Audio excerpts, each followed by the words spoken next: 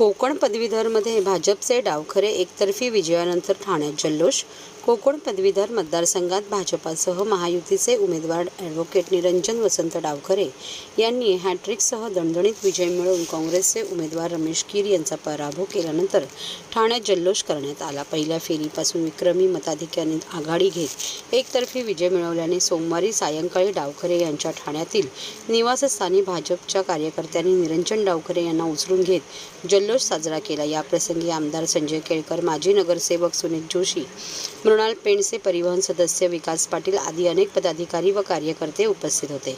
कोकण पदवीधर मतदारसंघात 26 जून रोजी झालेल्या निवडणुकीत 64.24% म्हणजेच 1,43,297 मतदान झाले होते.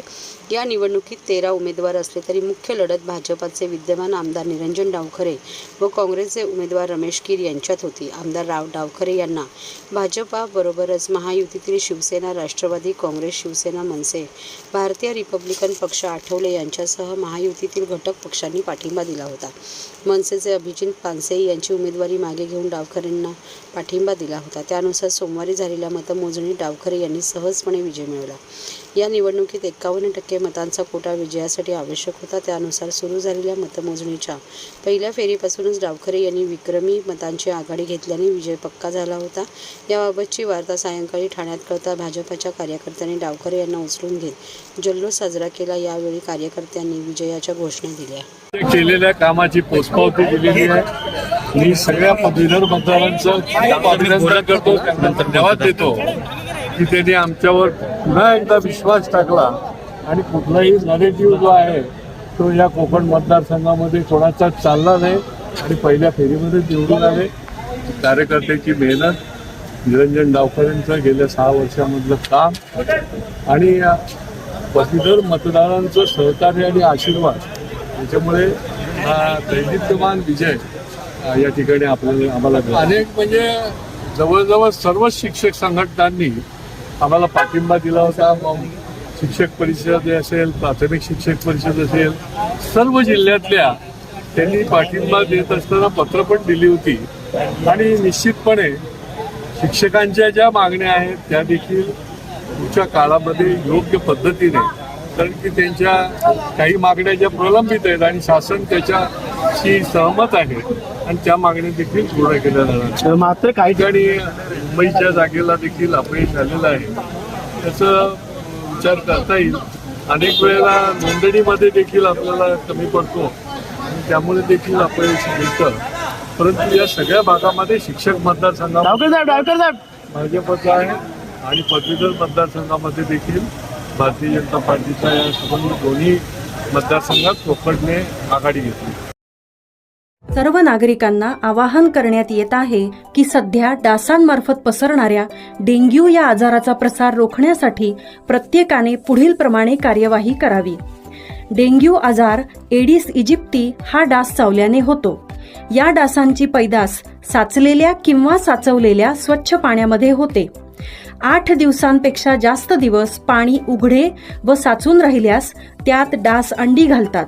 अंड्यांच्या अळ्या तयार होऊन पुढे डास तयार होतात.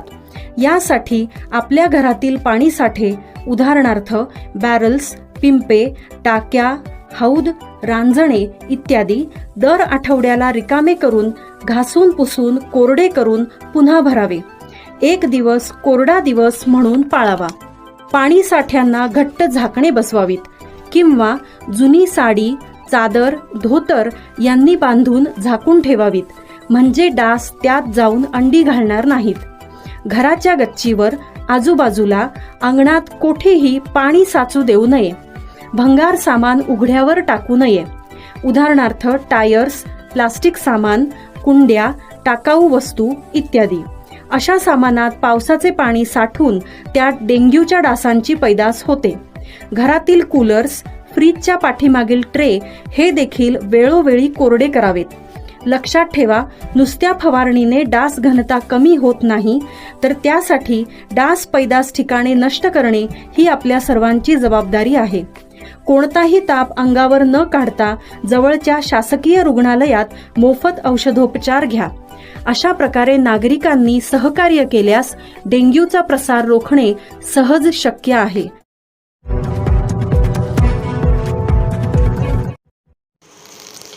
जुन्या चाळी आणि झोपडपट्टीतील नागरिकांना 300 युनिटपर्यंत मोफत वीज मिळावी.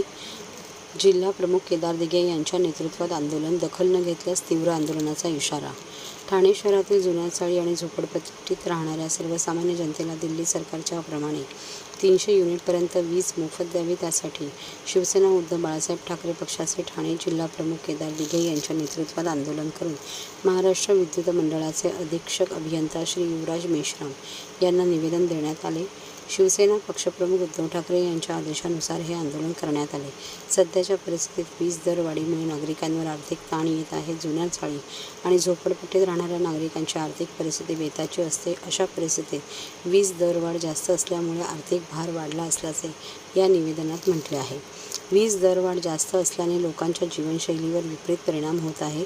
वीज हा एक मूलभूत गरज असून त्याची किंमत वाजवी आणि सर्वसामान्यांच्या आवाक्यात असावी.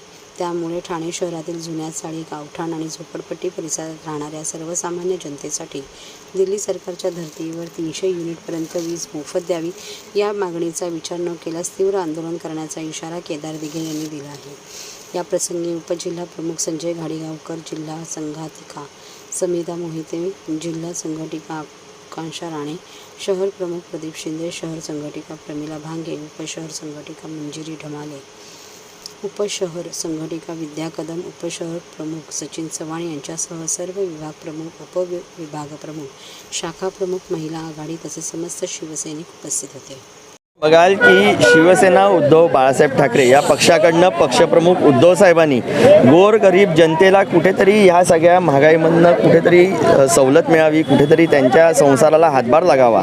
त्यांना जे दैनंदिन दिवसामध्ये जो त्रास होतो आहे आणि महत्त्वाचा घटक म्हणजे हे जे इलेक्ट्रिसिटी आहे जी आपण दररोज वापरतो, जी वीज आपण वापरतो, त्याच्यामध्ये 300 युनिट त्यांना कमी करून मिळावे अशी आमची सगळ्यांची मागणी आहे. आणि त्याकरता ठाण्यापासून घेऊन मुंबईपर्यंत सर्वत्र या उठाव आपण केलेला आहे. आणि याच्यामधनं आमची मागणी हीच आहे की या जनतेला जर का तुम्ही 300 युनिट जर का कमी केलेत तर त्यांच्या आयुष्यामध्ये खूपसा फरक पडेल. जी महागाईला जे दैनंदिन दिवसात ते सामोरं जात आहे तिकडे कुठेतरी त्यांना राहत नाही. खासगीला हळूहळू या सगळ्या राज्य शासनाने आणि त्याच्यामध्ये असलेल्या ह्या सगळ्या इन्स्टिट्यूशन्सनी वेळोवेळी हे दर वाढवत गेलेले आहेत. यांचा उद्दिष्ट काय हे आपल्याला समजण्यात येत नाही. याच्यावरचं कारण असं आहे की अनेक प्रायव्हेट कंपन्या ते लोक बाहेर तर घेऊन गेले, अनेक रोजगार तर घेऊन गेले तिथनं व्यावसायिकांना घेऊन, पण त्याचबरोबर जे गव्हर्नमेंट इन्स्टिट्यूशन्स आहेत त्यांना देखील या राज्यामधनं बाहेर कसं नेता येईल किंवा त्यांना प्रायव्हेट कसं करता येईल याच्याकडे त्यांचं लक्ष लागलेलं आपल्याला दिसतं.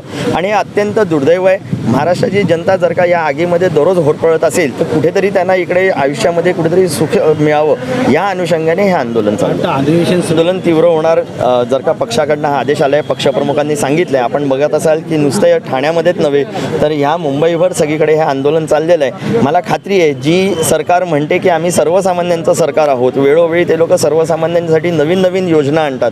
पण मला एक प्रश्न आहे की अगोदर ज्या घोषित केलेल्या योजना आहेत त्यांच्या बाबतीत काय झालं, त्या कुठपर्यंत यशस्वी ठरल्या याच्या बाबतीत कोणीच काय बोलत नाही, त्याची अकाउंटेबिलिटी नाही. आणि म्हणून मला सांगायचं या उभ्या महाराष्ट्राच्या जनतेला की ज्या पक्षप्रमुख उद्धव साहेबांनी आपल्यासाठी हे पहिलं पाऊल इकडे उचललेलं आहे, वेळोवेळी आमचे पदाधिकारी ज्या पद्धतीचे आंदोलनं आपल्यासाठी करत आहेत त्या या सर्व आंदोलनामध्ये आपण देखील सहभाग घ्याल.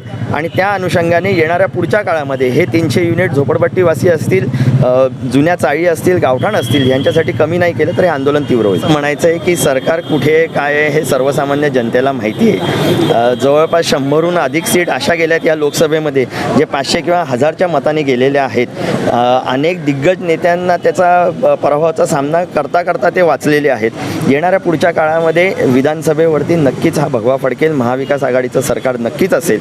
आणि लोकांना जे सरकार हवं आहे, जोड जबरदस्तीचं नव्हे तर आपलं सरकार जे हवं आहे, जे महाविकास आघाडी जो प्रयत्न करते आहे की लोकांच्या हिताचं सरकार करायचं.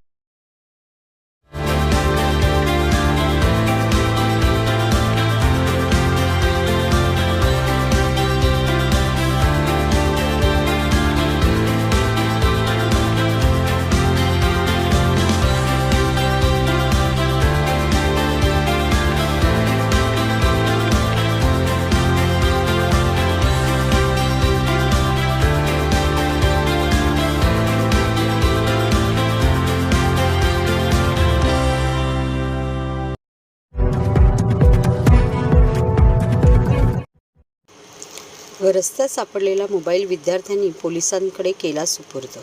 ठाण्यातील वर्तकनगर येथील ब्राह्मण विद्यालयात शिकणाऱ्या 4 शालेय विद्यार्थ्यांना रस्त्यात एक मोबाईल सापडला. या 4ही मित्रांनी हा मोबाईल वर्तकनगर पोलीस ठाण्यात आणून जमा केला. शालेय विद्यार्थ्यांनी दाखवलेल्या या प्रामाणिकपणाबद्दल पोलिसांनी त्यांचा सत्कार केला. विद्यार्थ्यांच्या या प्रामाणिकपणाचे सर्व स्तरातून कौतुक होत आहे. ठाण्यातील वर्तकनगर परिसरातील ब्राह्मण विद्यालयातील विद्यार्थी सिद्ध सातपुते व त्याचे 3 मित्र हे शनिवारी शाळा सुटल्यावर घरी जात होते.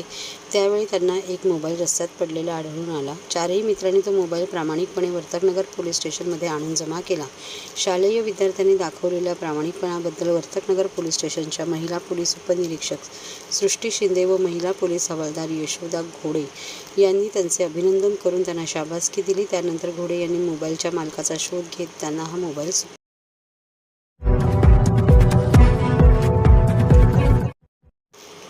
एकाच व्यक्तीचे वेगवेगळे मृत्यू दाखले, विमा कंपन्यांना 70 लाखांचा गंडा.